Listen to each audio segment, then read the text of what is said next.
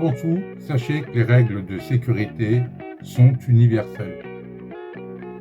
Un truc simple pour les retenir, A, C, D, C. Alors ACDC, ça veut dire quoi?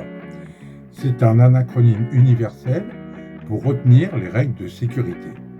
A pour arme, C pour canon, D pour détente et C pour cible.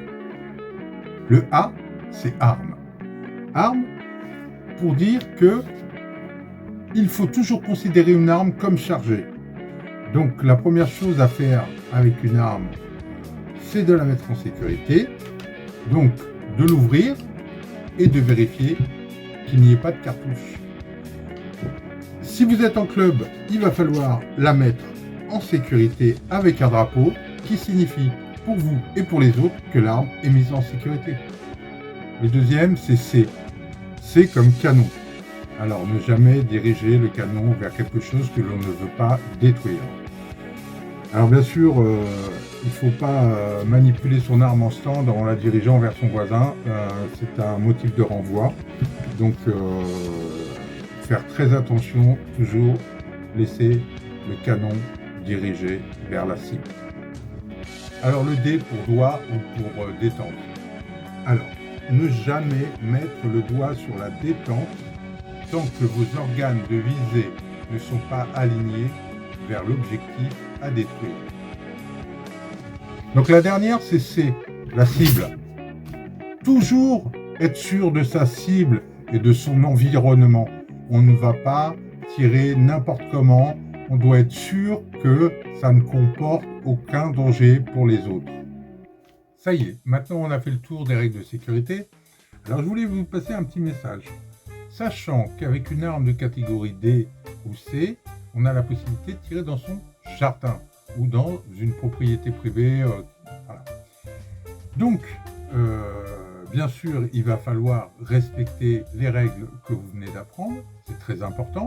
Donc, toutes les règles doivent être respectées.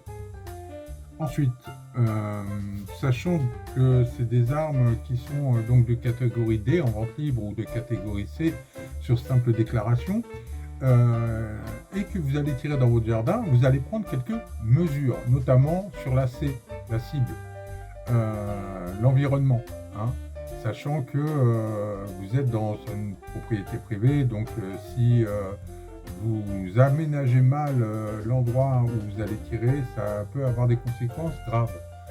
Donc de bien s'informer sur les modalités pour préparer un stand à la maison. Ça, c'est un premier point. Dans un deuxième point, ne jamais laisser une arme seule. Ne jamais laisser une arme seule, surtout quand vous êtes dans une propriété et que vous avez des enfants. Vous allez aux toilettes, vous laissez votre fusil chargé, le gamin, ça peut être un drame. Donc, toujours faire attention de ne jamais laisser une arme seule.